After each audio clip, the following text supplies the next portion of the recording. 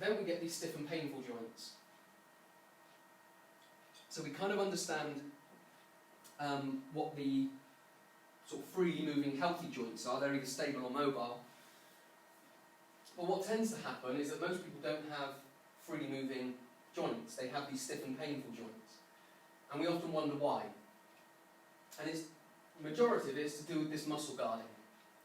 And the muscle guarding is, as it says there, it's a protective response. So what your body does is when you are walking along and your foot slips off the curb, and there goes your ankle. So you've twisted or sprained or whatever your ankle. Now the first thing your body does is creates a limp. And the purpose of the limp is to stop you feeling as much pain. Because if you tried to walk normally, you'd be in an excruciating amount of pain. So your body unconsciously does that for you. It goes, right, this is how you're now going to walk. You put your toe on the ground and you walk like that. So that's what the body does. So everything just goes really tight to protect that joint from further damage. What then happens is you then get a perception of that movement. So a lot of people that I work with, they're scared of that position there. Because they were lifting something and back on, I now can't move. So when I work with someone, a huge part of what I do is overcoming the fear of that position and the anxiety. And then I have to get them to lift a weight up, only a small weight, but I have to get them to lift a weight up to be able to be confident that they can move again. Because what happens when people have got this principle of muscle guarding in place is their muscles stay tight. So for instance, you may have heard someone or know someone yourself and their hamstrings are really tight. Now, again, the normal sort of diagnosis is, right, your hamstrings are tight, therefore the treatment is to stretch your hamstrings. But if it's muscle guarding, if it's protecting something, if you try and lengthen your hamstrings, what's your body going to do straight away? It's going to say, oh, I don't like this. Let's go tight again. And straight away I'll go tight. So you're in this never-ending cycle of trying to stretch out a muscle and the body's going, no, tight. No, stretch it. No, tight. So again, what I have to do is I have to figure out where all of this is and what's happening here. And then what I have to do is get the necessary muscles working properly so the hamstrings will just release themselves. Because the reason they're tight is to protect something, but if I can get other muscles working to take up that slack, the hamstrings go, well, I don't need to be tight anymore, I'll just relax off. Which is what happened with a runner I was working with a couple of years ago. I had to do a hamstring stretch. I had to go down on my knee because she couldn't get her leg up any higher in a straight position than my knee there. So I had to stretch. It was actually a calf I wanted to stretch, but she couldn't get her leg up high enough for me to stand up. So I had to come down on one knee to stretch a calf out. So I thought, blimey, I've never had that before. So okay, fine. So what I did, understanding that the hamstrings go tight to try and stabilise the pelvis.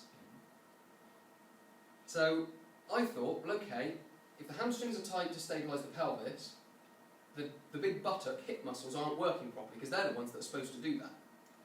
So I just thought, well, okay, I'll get those working. So we went through a period of weeks and trying to get those working, and I didn't stretch her hamstrings once.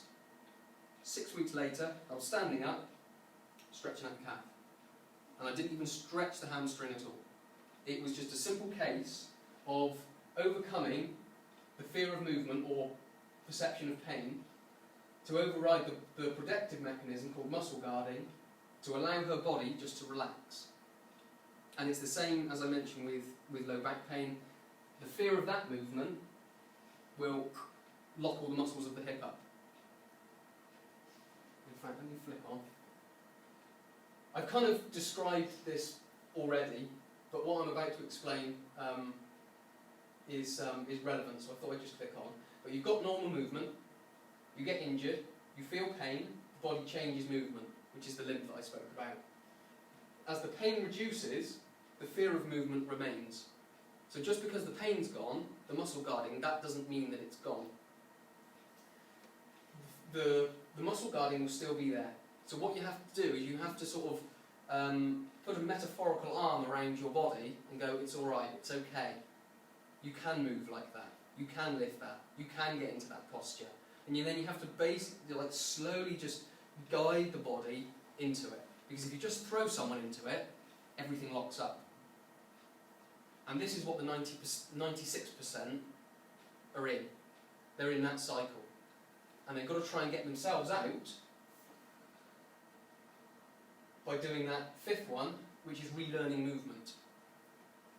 So, relearning movement doesn't just mean relearning how to move. Well, okay, I need to do that. But it's getting over, or it can be getting over a fear as well. Because the people I work with back pain, if it's that position, they're scared to be in that position. So I have to help them get into that position. And the amount of times that when you work with someone, you just slowly just work with them, be very patient with them, allow their body to learn it, and then they get it, and then all of a sudden they just find themselves doing it. That's when you can start to regain a normal movement. Because it's the stiff and painful joints that, that can cause the pain, which is like the pressure cooker or the kettle that I talked about in the hip.